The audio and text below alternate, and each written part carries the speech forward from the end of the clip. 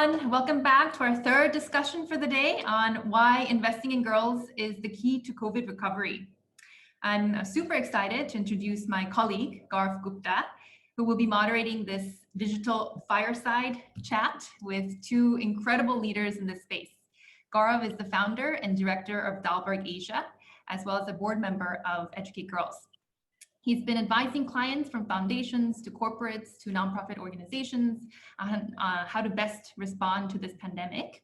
And personally, he's one of my role models in many ways, including in his commitment to take a gender lens to whatever the challenge. So over to you, Gaurav. Well, thanks, Dayang. I'm a little embarrassed by that introduction because I was going to do very quick intros and just say that we have a stellar two people who are going to join, who are going to talk to us about a very important topic. And so I'm going to just melt into the background.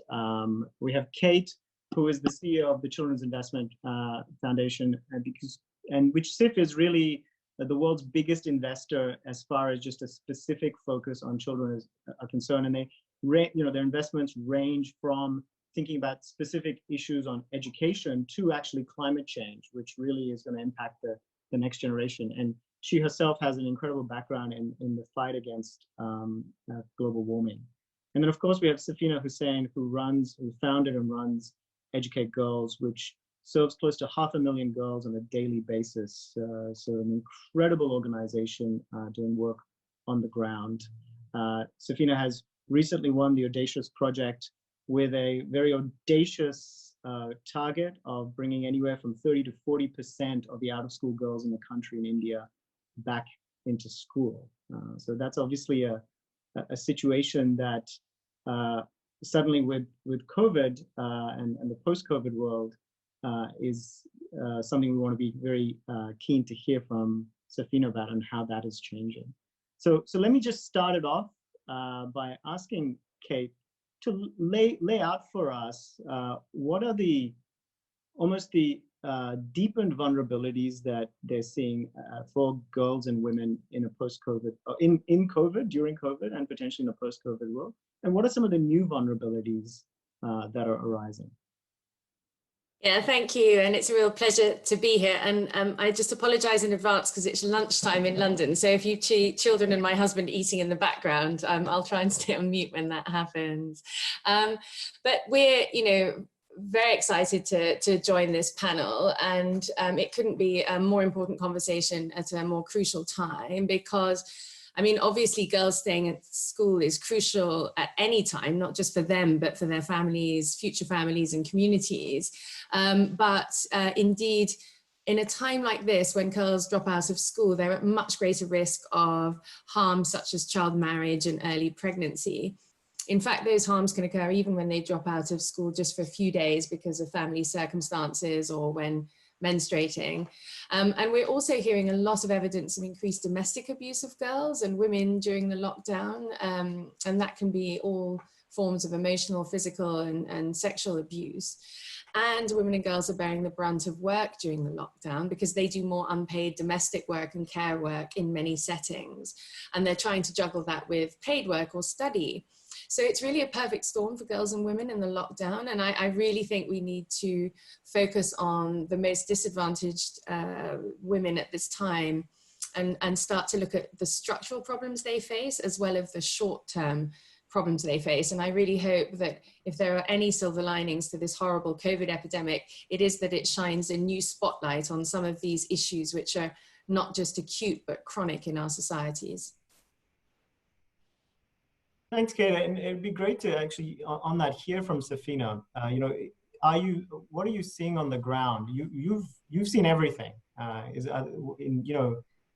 this is a crisis like no other. So I'd love to hear what are some of the stories that are coming up from the ground, and are you seeing some of the things that Kate is just describing? Yeah, and I think Kate has laid it out really well.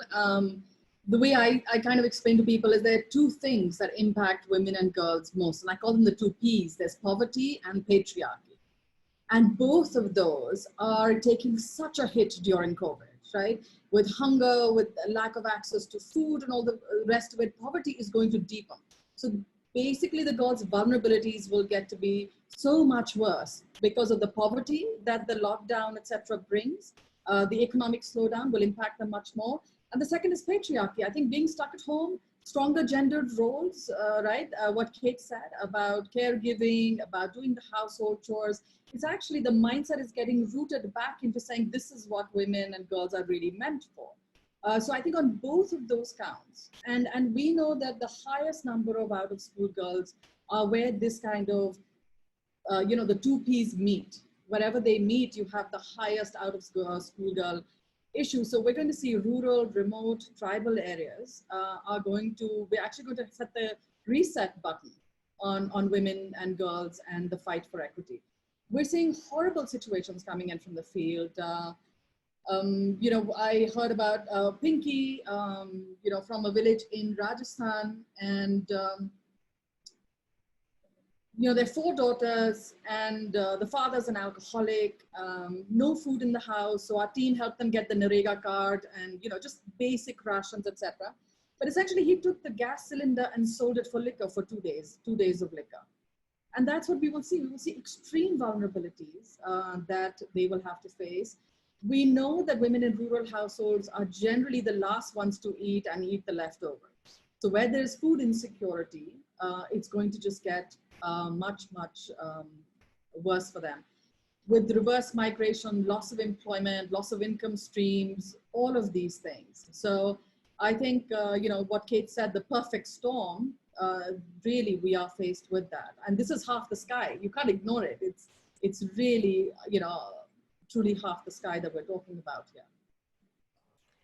And, this perfect storm is one that you're also trying to bring men into that picture, but you have this migration of men back into these villages. You have unemployment going up at the same time. What does that do to like a decade of progress? I mean, are you seeing new attitudes that this will bring, or are you seeing almost a further competition of resources between men and women? We're hearing about even jobs, right? And regular jobs being taken up by men, or being wanted to be taken up by men. Are those some of the things that you're seeing on the ground? Definitely. I think, the Narega job, when the men migrated, because the Narega jobs, which are the rural employment guarantee, went generally to the women.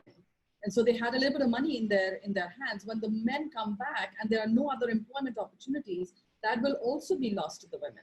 So as it is, we have very low female workplace, participation in the workforce. That's going to go down even more. So that's definitely a risk. And Kate, you and Safeena have been working hard to put girls' education as a priority issue, and very strong arguments on how that's just an incredible leverage point. But are we about to push that aside because other things feel like priority? I mean, we're already hearing in general that education is not getting priority, and the opening up of schools is a distant hope at the moment. Are you seeing that, and are you seeing others, maybe from outside of India, tackle it differently? Well, I think the status of women and girls and the disproportionate impacts of them on COVID is obviously a universal phenomenon. We're seeing it everywhere that we work, and including in Europe, incidences of domestic violence are going through the roof, calls to child help hotlines and that kind of thing. So it is a universal phenomenon, but of course the most vulnerable will feel it more sharply and will be at greater risk of harm, and harms that are much harder to recover from, because communities that obviously bounce back faster will have a greater acceleration in terms of regaining some of the losses. But you point particularly at employment. Unlike the 2008 financial crisis, which was mainly a financial crisis, this is going to be a jobs crisis.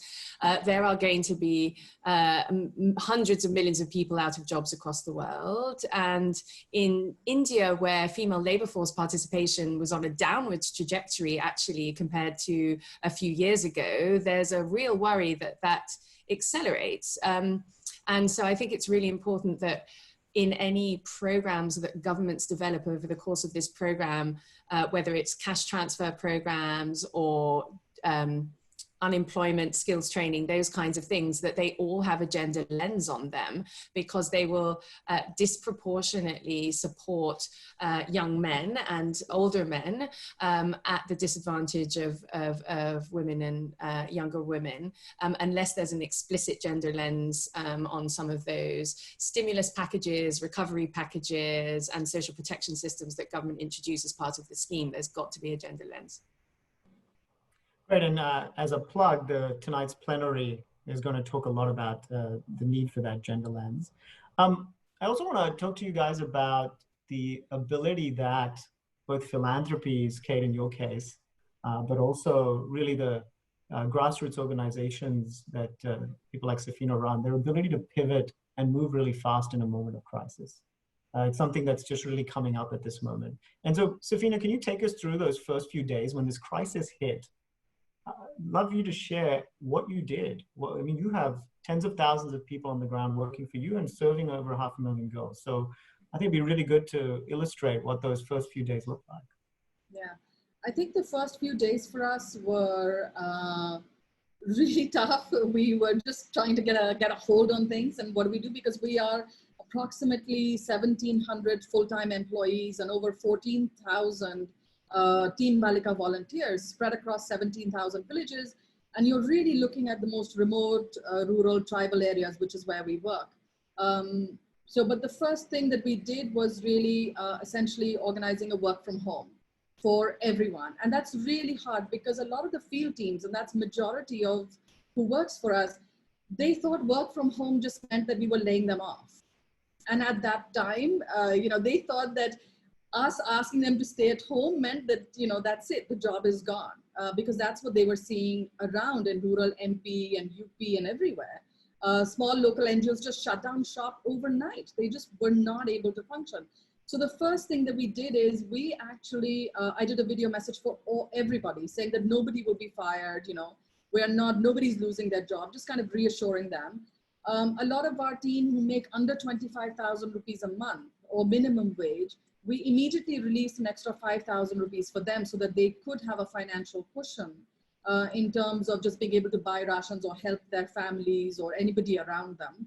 And so we set up an internal task force that only looked at our employees, because we have employees that are spread out, that are living away from their families. We have single girls, who have gone from Gujarat and working in some remote block in Madhya Pradesh. And we wanted to make sure that all of those girls, all of those employees were safe. We opened up our guest houses for them, making sure they had all the essentials.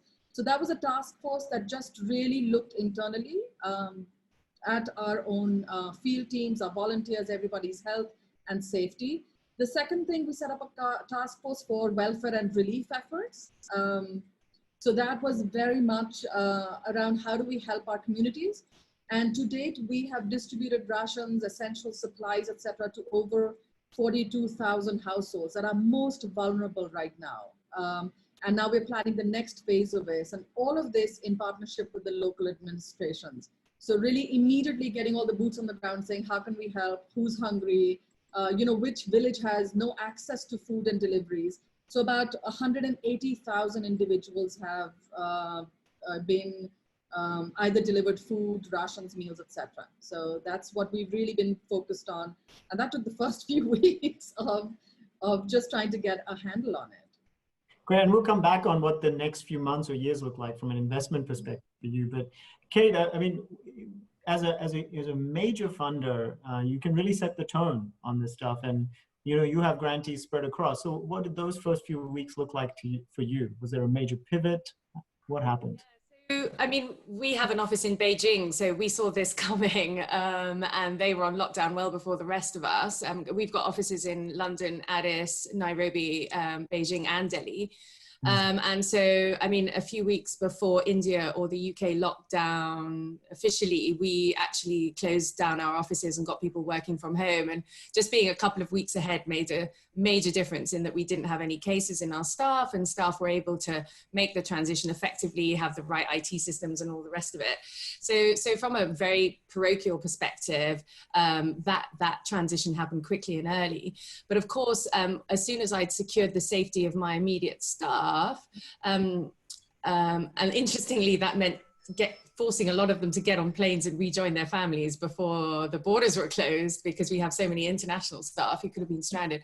But when it comes to our grantees, we have, as you can imagine, we've been flooded with requests, and we've had to make some, opportunity cost decisions that have kept me awake at night. So deciding about where marginal resources that we have available in the near term get allocated, whether it's across trafficking or girls' education or nutrition or health programs.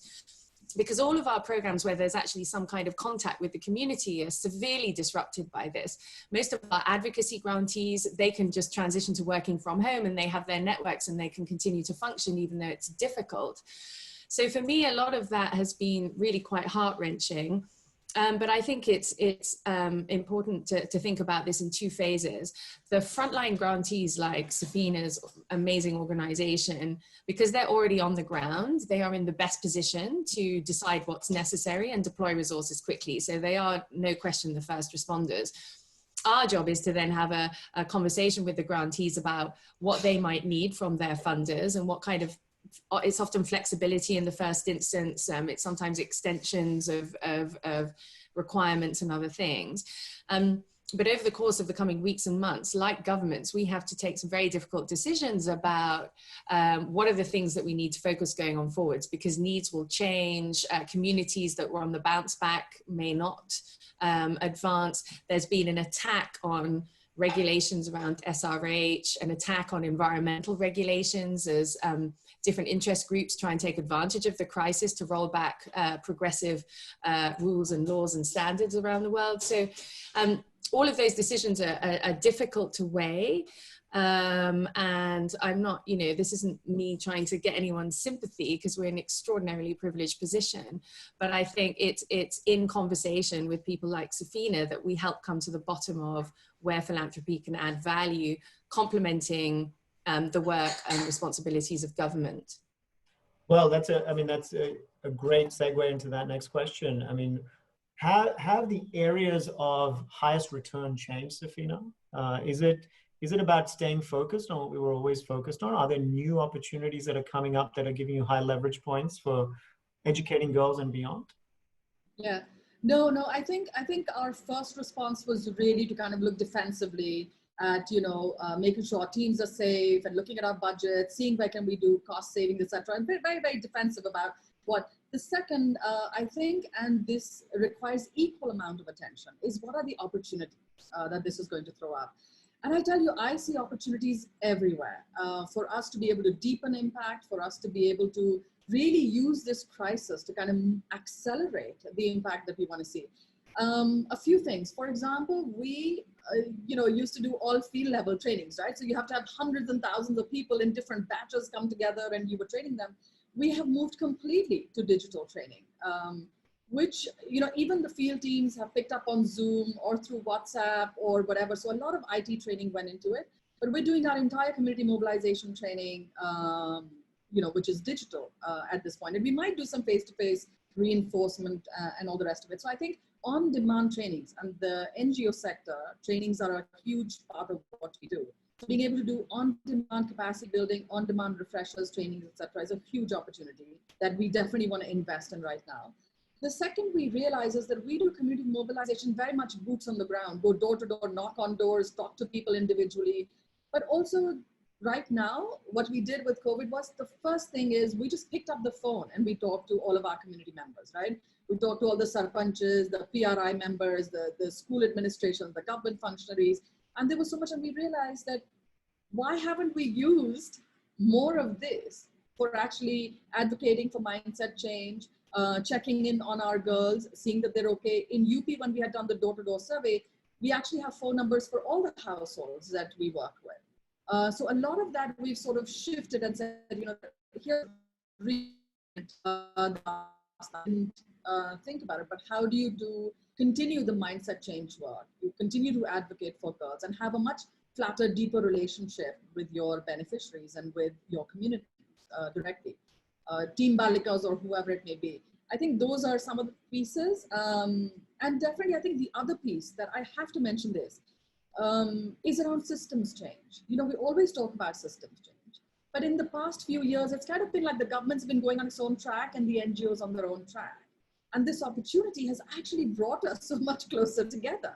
We're sitting with the district administrations, coordinating together on where is the relief, what are we hearing from the ground, and suddenly those doors have opened up. And I think that in itself will lead to much deeper impact, is this renewed trust, faith, and conversation, which is not just saying collaborate, but it's really about true, authentic coming together and aligning for change. So I definitely think big push for systems change is a big opportunity with COVID as well. Well, it's great to have those opportunities pointed out, but I want to focus in on one thing that you were talking about, which is sort of, in a sense, distance learning, training, which for girls in education, obviously there's a big ed tech lobby. And while it's fantastic that I know you are currently in a pretty rural area and we're being able to have a video conference with you, my question is what's the reality of that? Is that a pipe dream? And I want to understand that from a very ground up perspective in terms of really what is happening inside these homes. Is there an opportunity to do ed tech? And really from Kate as well, like I can imagine there's a surge of interest and activity around what is that next level of investment around kids' education, and everyone talks about ed tech. So what is that perspective? So maybe start with you, start with Kate, sorry, just to get a sense of what's that top level perspective. Yeah, so of course there is, and absolutely there is, now that people are becoming more accustomed with using digital tools in their daily work, there's a lot more understanding of the potential, because it kind of unlocks people's thinking in the ways that Safeena is describing at a very operational level. I think the tricky thing is recognizing that the hardest to reach girls will be in homes where the digital divide is also a very significant issue, where access to communications outside the family is tricky anyway. I mean, even in the UK, where kids are working from home, there's a real concern about the most vulnerable children just not having access to the internet, not being able to engage with learning programs. And that's in a very high resource setting where the schools have the resources to do the distance teaching. And so you see those divides get really put in sharp relief at these times. But that's not to say that this isn't something that we can tackle, and that this won't have major dividends, because if we use digital education as a way to keep girls educated through this crisis, that will have multiple benefits for them in the future in terms of digital banking and access to information, including SRH information, life skills, contraception, information about where to get support for domestic violence, and also entrepreneurship. So if we use this as an entry point, I think there's a massive opportunity, but we shouldn't underestimate the barriers that the most vulnerable girls will face in actually accessing digital education. So we need to look at both the structural needs as well as the opportunities associated with EdTech, which are vast and untapped. Safeena, is that what's happening on the ground? Yeah, and actually what Kate said, I'm going to put it in one of the stories that Shabnam, who runs our adolescent girls program, just called me yesterday, and we were discussing. And this is so typical, but this particular story. So there's Seema, again, another village from Rajasthan in Ajmer. With the lockdown, she's just finished the 8th grade. The family had a mobile phone. And with the lockdown, father, brother, everybody's in the house, and they saw her using the mobile phone. And the brother just kind of lost it, that, oh, she's going to bring dishonor to the family. She's obviously doing, chatting to a boy, the level of the whole patriarchal control around it. So she was actually sent off to her husband's home. She's barely 18 years old because she accessed a mobile. But having seen that, because it might potentially bring dishonor to the family. Seeing Seema's family do this, 3 other girls from the same village have been sent off to their husband's home. So again, to the causes, the 2 Ps, digital education for girls is not going to happen unless there is a mindset change, unless there is kind of, really clear-cut path for it to happen. Notwithstanding that only about, I think even in our villages, there's only an 8% smartphone penetration. So Kate's right, the most marginalized areas, your rural, remote, tribal areas where you have the highest out of school girls, this is really not going to reach them. And it's really far off for them. It definitely works, I think, for urban areas. It definitely works if you're able to go to a low-cost private school or you are in the urban area, even then with limitations. How much access do you have to the phone? And, if there are multiple siblings in the house, what happens? But girls are going to be at the bottom of this, and girls will still face a lot of barriers being able to kind of get to it. In some of our districts, our district collectors have been very good. They've actually taken our GKP content, because we have almost 300 worksheets, but with the ration kits, they're actually just distributing the worksheets. So, so we also have to think that everything is not going to be a sexy digital solution. Some of it is going to be just either, are they going to just get worksheets? Are they just going to get a phone call that, somebody talks to them? And I'm more worried, much more worried about, beyond the classroom. We're all just focused on the classroom, saying, is it going to be through, which app, or which, is it a laptop or a phone or whatever? I'm worried that we will lose these girls the minute the schools open. I would want an equal amount of attention, if not more, to make sure that all the kids actually come back.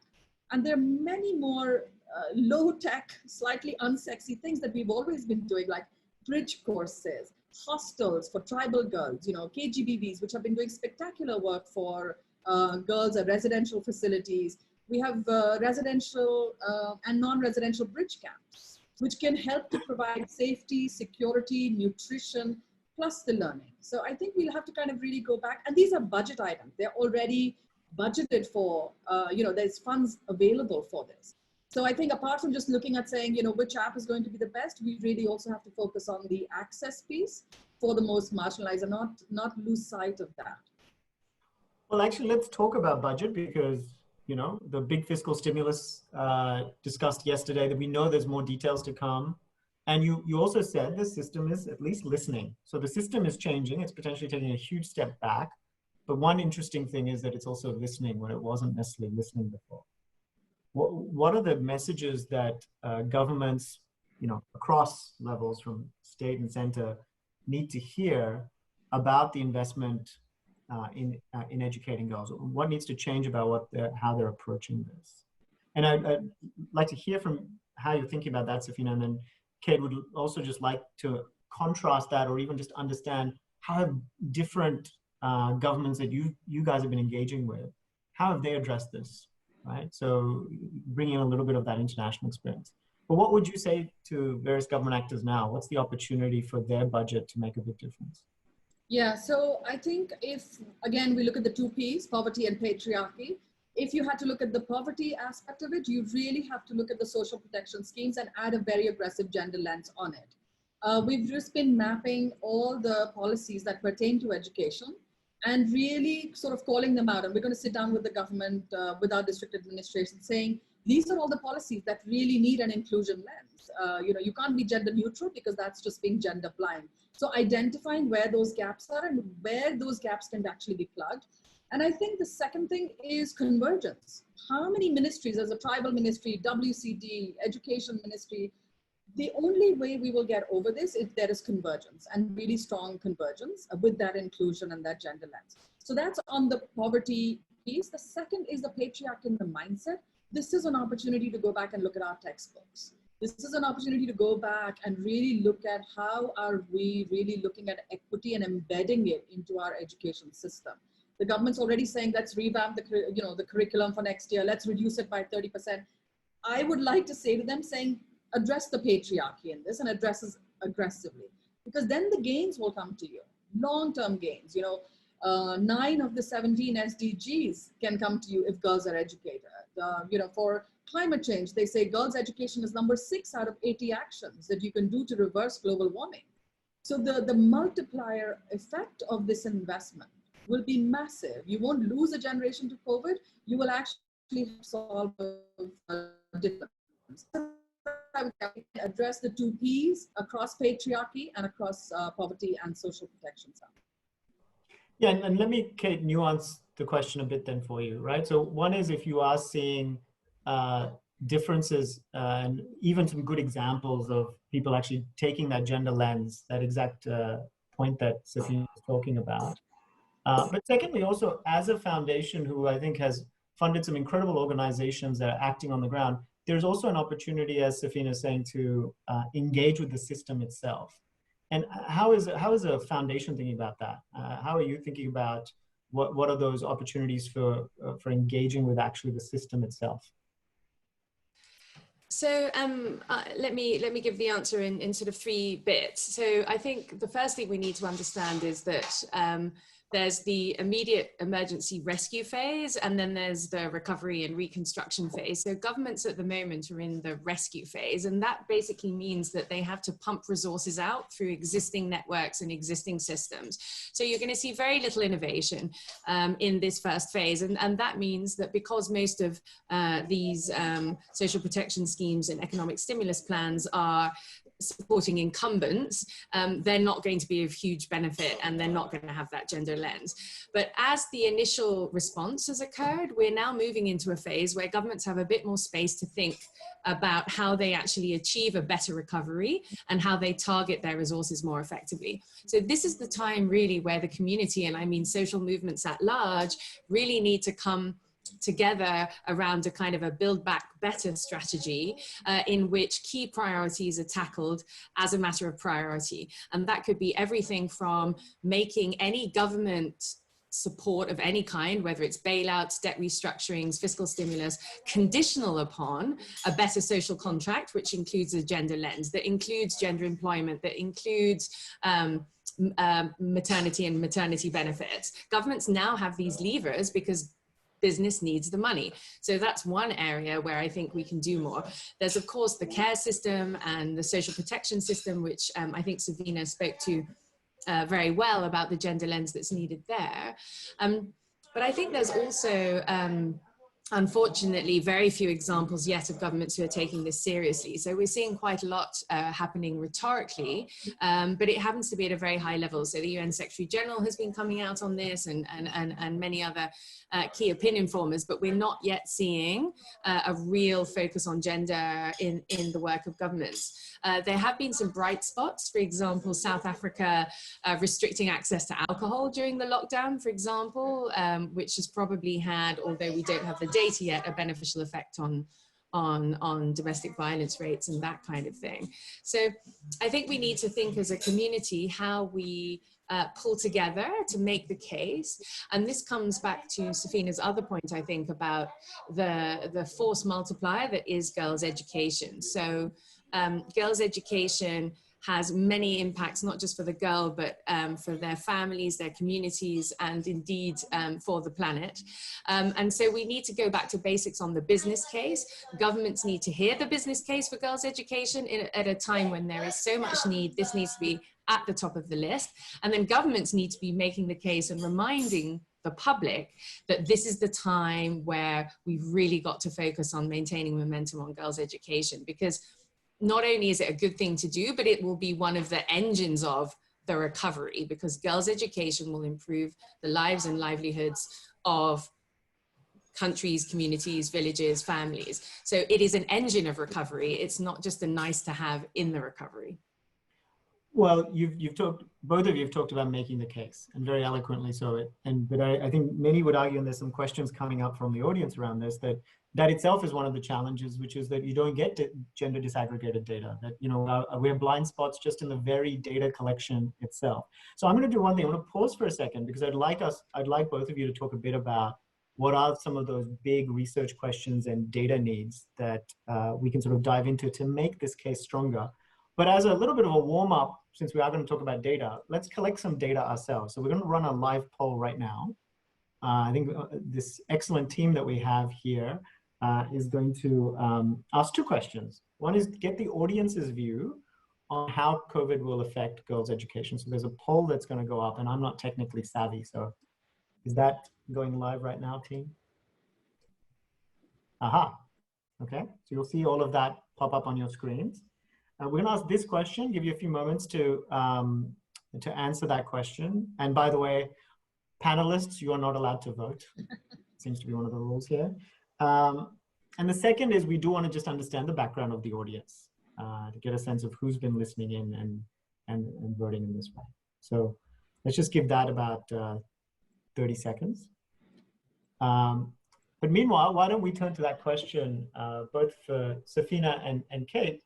What's the data you need? What's that missing data, multiple forms of missing data that's going to make this case stronger? Because also some of the people listening in are possibly people who can turn their attention towards getting that data. So Safeena, maybe starting with you. Sorry, you want to start with me? Yeah. What's the data you need to convince this government? Yeah. I think there's a variety of data that we need, right? So how many girls are out of school, and having really strong, authentic numbers around that is really going to be kind of important and key. Looking at learning levels kind of disaggregated by gender, saying how is it really impacting girls in terms of that. I think attendance, if we broke it down by gender, I'm not even sure, it's very hard to come by data like that, even just basic data on girls' attendance versus, regular attendance, etc. It's only recently with the Right to Education Act that we started to see data on separate girls' toilets. We didn't see it earlier. So I think those would be some of the pieces. And then one of my pet pieces would be if you looked at the content in the curriculum, and you looked at whether it really, boosted equity versus, because most of the textbooks still show women in such regressive roles, and men go out to work, and mothers will cook and clean, that they're actually killing girls' aspirations even when they come into the school system. And I think having an audit of textbooks, that kind of data, gender audit of systems, processes, school books, sports budgets for schools are generally more for male sports, your cricket and your whatever else, and girls we know play different sports. So I think across the system, just sort of disaggregating that data for gender would be a good one for me. Super. Kate, do you want to add to that or reconfirm? Is that data useful to you? I agree with everything that Safeena said, as I often do. I know it's annoying when you're trying to get a lively discussion, but she's spot on. I think the thing I would add to that is, at a time when there is going to be constraints on fiscal space, it's going to be really important at the macro level to have really good data on why a Minister of Finance would prioritize marginal spending on girls' education versus, say, building roads. So I think economists and activists need to get together and really make a strong case, because the force multipliers in girls' education are huge. The opportunities for employment are significant. The benefits in terms of health, nutrition, so many benefits to girls' education. But I think ministers of finance will naturally regress to shovel-ready projects that involve people building roads and things that finance ministers have traditionally done. So we need to make this a recovery that's focused on human capital, not infrastructure. And that means putting things like education at the top. So we have to get the right data to make the case. And I think having localized targeted data for individual politicians and decision makers is helpful, because big national level data or international data and evidence sometimes isn't persuasive enough for the individual decision makers. So we have to have the big picture and the micro picture too to make that case. Yeah, I think it's clearly a very strong point right now that this is a battle that is shifted to the finance ministry, right? Just given the fiscal space everywhere in the world, and somehow there's both the usual data that's needed, and then there's, in a sense, the language of that ministry that's needed as well. Let me just play back the results. So firstly, just in terms of the audience, right? So and I think this last question especially spoke to the sort of the researchers and consultants amongst us in terms of what data needs to be pulled out. But you have 50% of the audience is from the development sectors, from the NGO space, and about 15% in the education space and 13% students. What was interesting is the poll before. So I think 80% said that they expect girls' education to get much worse, and close to essentially unanimous to 95% saying it'll definitely get worse if you include worsen slightly. So there's a pessimistic audience here, but it's also an audience that has the ability to act. If you look at the spaces that they work in. So help me solve for this pessimism.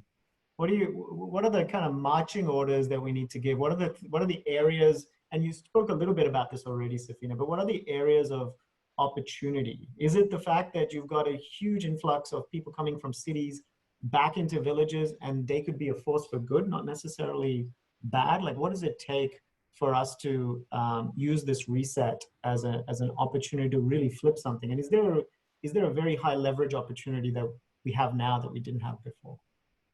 Yeah, so I'm not necessarily sure. Like, I really don't know how that demographic shift that will happen with the migrants coming right back in, how will that really impact? Because it could go either way. One is they come back with greater exposure, so they are more committed to girls' education, perhaps.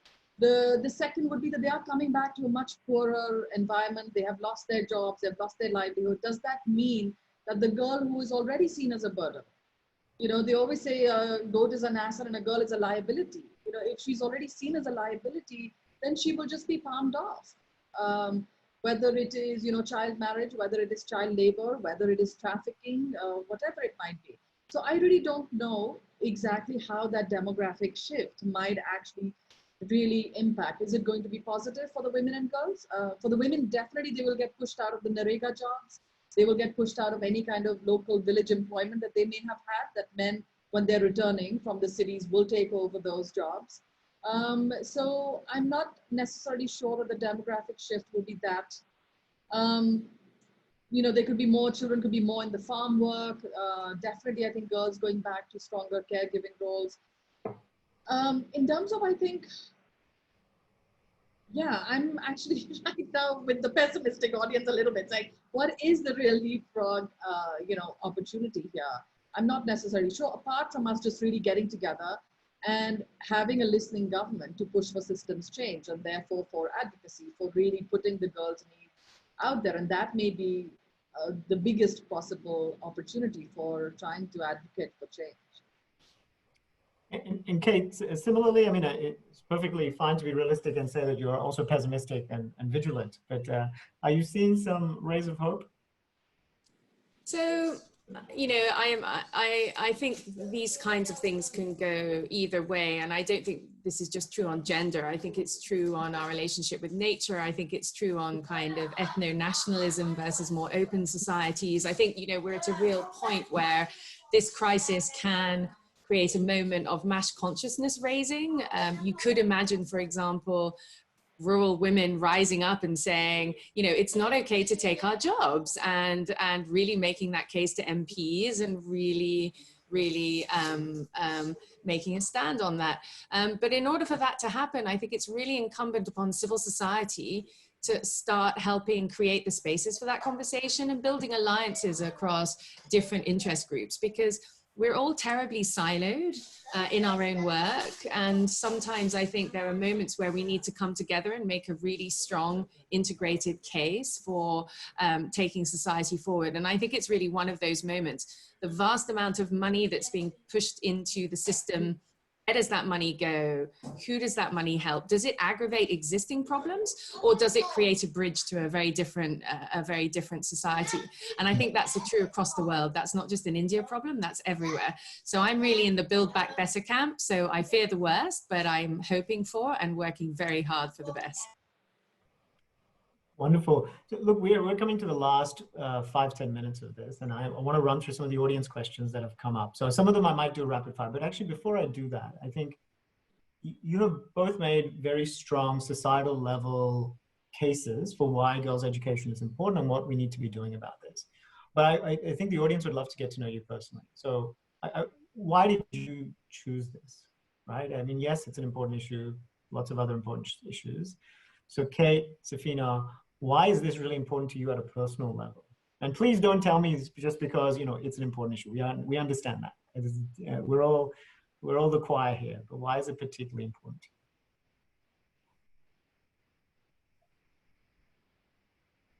Safeena, you should go first because you've dedicated your whole life to this. My trajectory has been a bit different. No, Kate, you go first. It's okay. It's just us and a few hundred other people. Yeah, it's always alarmingly intimate on Zoom, and then you see the participant numbers and you realize actually, well, hello everyone. So for me, I mean, my journey on this started at the age of 11 or 12 when I read my first newspaper, and I read an article about the ozone layer, and I thought, how could adults be so stupid as to destroy the protective ozone layer and destroy nature and put themselves at risk of cancer, and basically became an environmental activist at that age and all the way through school and continued and continued. But it's blatantly obvious when you're a young woman in the world that something's not quite right. And the further you progress, even if you start from a position of immense privilege and high standards of education, you do realize that something is amiss. And you know, when I got offered the job of CEO, I grabbed it with both hands because I really wanted to push the organization in the direction of working more with adolescents and particularly girls, because we were working a lot on issues. So beyond the climate work that I started there, we were working a lot on issues of neonatal mortality and malnutrition, but I often felt that was a bit kind of end of pipe, like the damage was being done earlier, that so many of the problems facing children relate to the status of their mothers, and the status of their mothers relates to their status as a girl. And if we could really transform how adolescent girls go through life, if we could make this generation of girls be the first generation of girls that fulfills their full potential, that will solve most of the problems that face children.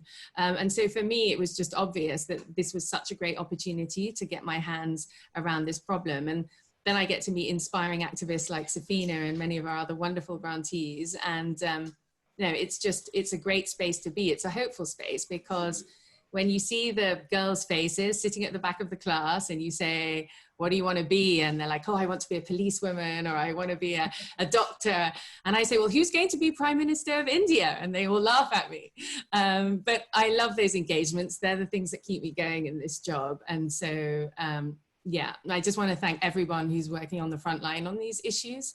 It's a real gift to the world. Thanks for sharing. That's great. Thank you, Kate. Safeena? Yeah, so, you know, I grew up in Delhi, and a large part of my childhood, we were really poor.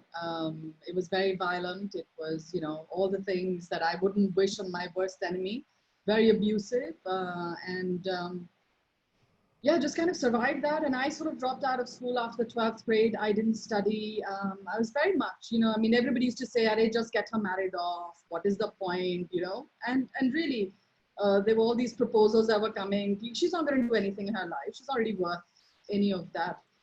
And then somebody really came into my life, and you know, I ended up going to London. I ended up getting admission, even though they called me a mature student, but I became the first one in my family at the age of 21 to join LSE. And I remember Kate there, actually, because we had a common friend, Gulmukhi, and Kate was, you know, obviously much younger, and but we were, I think, in the same batch. And I would see her in the student union stuff, and she was like just so active and so fantastic.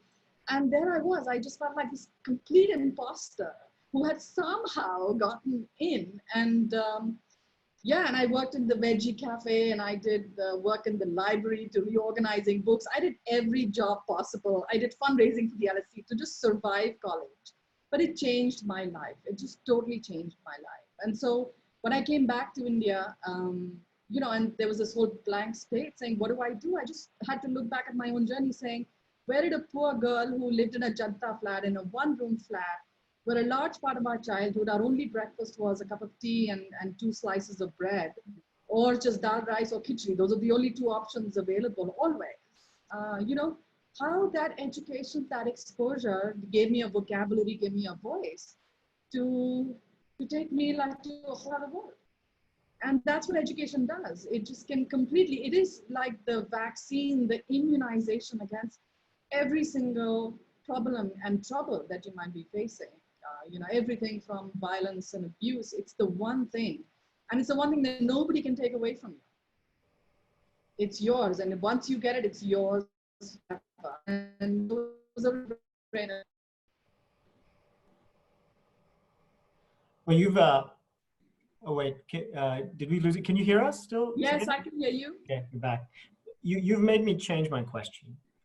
Both of you, I mean, look, perhaps one other opportunity that's there, given that there's a reset and given I think there is an openness right now to have different dialogues, is the role of role models themselves.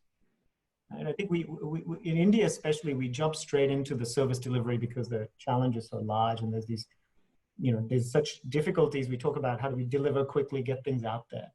But just at the mindset level, this point about that the patriarchy is back, is there a way to fight that even at the sort of mass level of saying, let's change the role models? Right? When I hear people like you and Kate speak, that's what I hear. I hear that, you hear great stories, very different pathways, although I didn't know you intersected at LSE. And I'm sure there's certain stories you're probably not telling us, but I see two very different stories with inspiring ones. And what's the role of role models in changing the conversation in this space? Is that an opportunity? And it's something that we can really pounce on, because it feels like there's a moment. Kate, you go. I'm just always blown away when I hear Safeena speak, and had kind of tears in my eyes. And it just reminds me that, I think that the most important thing to remember is that when you have power, you have to share power. And the more you share power, the more power you have. And there's a very different way of leading in this world that is so desperately needed, that's exemplified by people like Safeena, who went through that experience and decided to lift other people up.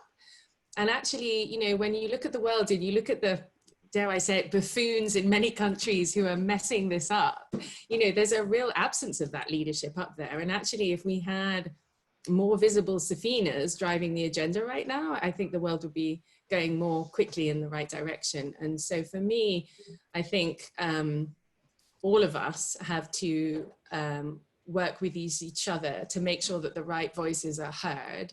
And whenever we have the opportunity, lift other people up. And I think girls' education is one of the great ways to do that.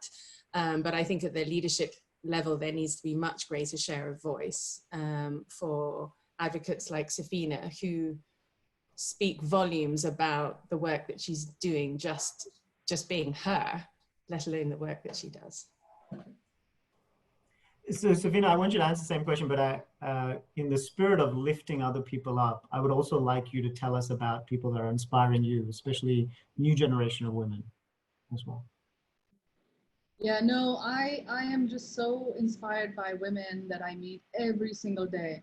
I had shared story of Andu, who, is from Baswara village, really tribal area, just a very, very difficult, and her child was born, it was a girl, so her in-laws asked her to kill the baby after it was born. And here's a woman, she took her little newborn, walked and ran through the jungles because she didn't want to take the main roads, because she felt like if she was found out, the baby would be killed, and came back to her parents' home and really has brought this child up. And that child is now in the fifth, is like 8 years old, her daughter.